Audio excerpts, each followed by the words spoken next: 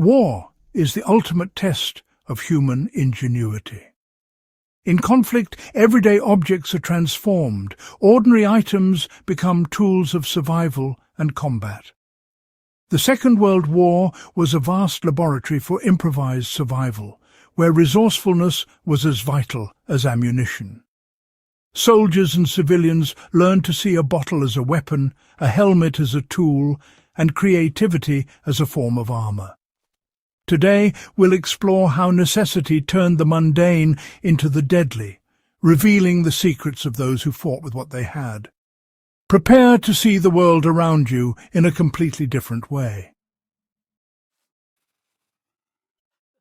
In the ruins of war, the Molotov cocktail emerged as a symbol of resistance. A glass bottle, filled with flammable liquid and a cloth wick, became a weapon anyone could make. Thrown against tanks, it shattered and ignited, sending fire into engines and air intakes, disabling machines with a simple homemade device. Using it required skill, judging wind, aiming for weak points, and acting under pressure. The psychological impact was immense. Flames could break morale and turn armoured vehicles into death traps. For partisans, the Molotov was the great equalizer, proof that courage and creativity could challenge even the most advanced technology. It's a reminder that the most effective weapons are often the simplest and most accessible. The Molotov cocktail's legacy is a testament to ingenuity born from desperation. In the hands of the determined, even a bottle could set the world ablaze. This is the story of how the powerless fought back with fire. The steel helmet, designed for protection, but so much more. In war, every object must serve multiple purposes.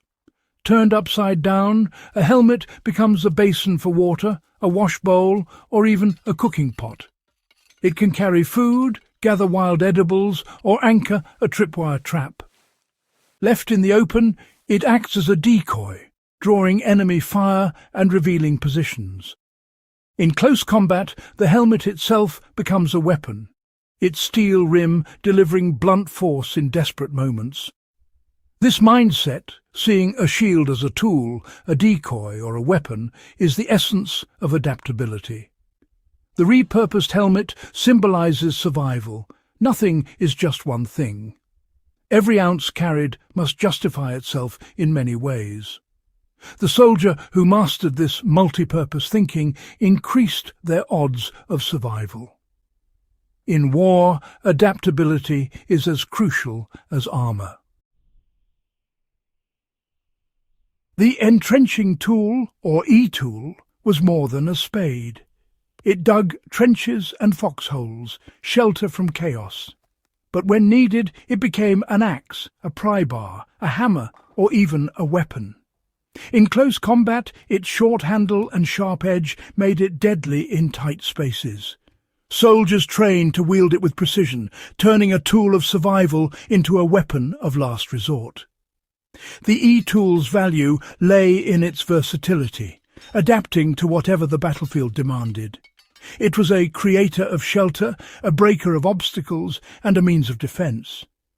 Survival depended not just on having tools, but on using them in unexpected ways.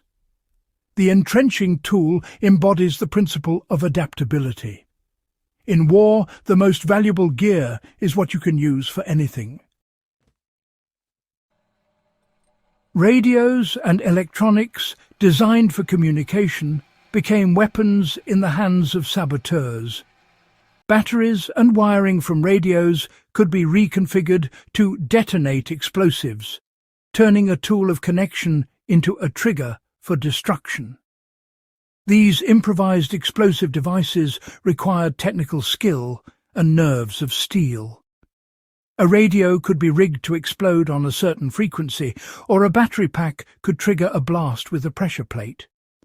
The process was dangerous. One mistake could be fatal. This transformation of electronics into bombs highlights the intellectual arms race of war. Specialized knowledge turned everyday devices into deadly traps. In conflict, even communication could become a weapon.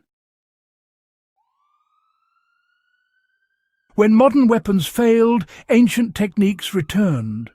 A sock filled with sand became a silent, brutal sap. A sling hurled grenades farther than the arm could throw. Even medieval flails were recreated from chains and weights for close combat. These improvised weapons required only basic materials and an understanding of leverage and momentum. The principles of combat, force, reach and surprise, are timeless. When technology ran out, survival depended on remembering the past. The old ways became new again, proving that history is a manual for survival. In war, ancient knowledge is never obsolete. The bicycle, icon of peace, became a tool of war. Silent and efficient, bicycles allowed soldiers and partisans to move quickly and strike unexpectedly. They enabled surprise attacks, rapid retreats, and silent infiltration behind enemy lines. Bicycle parts were weaponized. Brake cables became deadly traps. Chains turned into flails, and hollow frames hid contraband or explosives. Even ball bearings were repurposed as shrapnel in improvised mines. The bicycle's transformation shows the power of lateral thinking, seeing every component as a potential asset. In war, even the most innocent objects can become instruments of resistance. The humble bike became a weapon of mobility, stealth and sabotage. Adaptation turned a machine of peace into a tool of survival. In espionage, the deadliest weapon is the one you never see. Everyday objects became perfect hiding places for lethal tools. Special operations units mastered disguise. A fountain pen fired a bullet, a tobacco pipe hid a pistol. Shaving brushes concealed blades or maps. Boots and playing cards hid secret compartments. Every item was a potential tool, its innocent appearance masking deadly intent. Agents built entire personas around concealment, blending in to strike when least expected. The effectiveness of these weapons relied on deception and surprise. Control of information and perception became as powerful as any gun. In survival and conflict, the unseen threat is the most dangerous. Deception was a weapon in its own right. Clothing is more than protection. It's a survival toolkit. Belts became tourniquets, restraints, or knife sharpeners. Straps and laces turned into cordage for shelters, traps, or repairs. Boots provided not just protection, but emergency food when boiled for protein. Webbing and backpack straps could be linked into ropes or stretchers. Every buckle, strap and loop was a resource waiting to be used.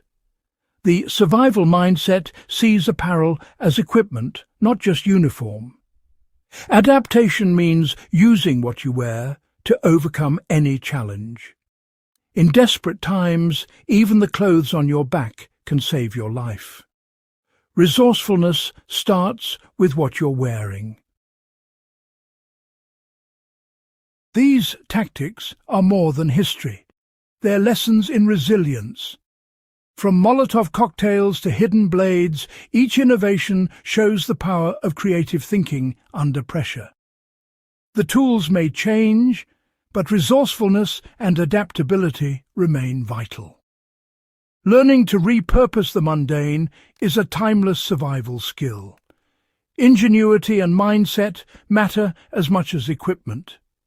Subscribe to Warcraft Survival for more on forgotten tactics and the art of adaptation.